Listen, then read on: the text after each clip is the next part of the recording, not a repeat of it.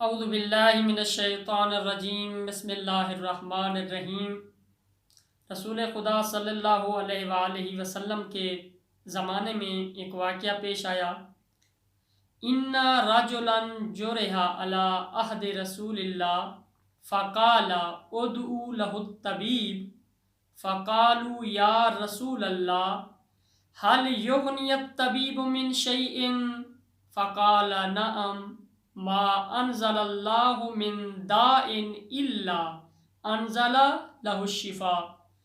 حدیث بحار الانوار جلد نمبر 62 صفحہ نمبر 72 پر موجود ہے کہ رسول خدا صلی اللہ علیہ وآلہ وسلم کے زمانے میں ایک شخص زخمی ہو گیا تو رسول خدا نے فرمایا اس شخص کے لیے ڈاکٹر کو دعوت دو، طبیب کو بلاؤ۔ تو لوگوں نے سوال کیا، اے رسول خدا، آیا ڈاکٹر اس شخص کو شفا دے گا؟ آیا اس سے اس کی جان بچ جائے گی؟ تو رسول خدا نے فرمایا اللہ تبارک و تعالی نے کوئی بیماری کو نازل ہی نہیں کیا مگر یہ کہ اس کی ساتھ شفا کو بھی نازل کیا ہے۔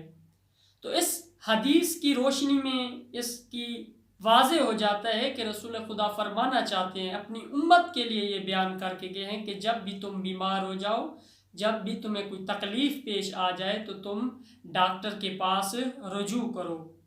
تو لہٰذا یہ جو ایک عقیدہ بنا ہوا ہے کہ جب بندہ بیمار ہو جاتا ہے تو کسی پیر کے مرید چلا جاتا ہے، اپنے پیر کے پاس، کسی ملنگ کے پاس چلا جاتا ہے، از نقطۂ نگاہ اسلام سے دیکھا جائے تو یہ چیز غلط ہے، کیونکہ خود رسول خدا فرماتے ہیں جب تم بیمار ہو جاؤ، جب تمہیں کوئی بھی بیماری آ کے گھیر لے تو تمہیں ڈاکٹر کی طرف رجوع کرنا چاہیے۔ بس وہ لوگ جو بیماری کی حالت میں کہتے ہیں کہ ڈاکٹر کے پاس نہیں جانا چاہیے تو وہ در حقیقت اس حدیث کے خلاف عمل کرتے ہیں۔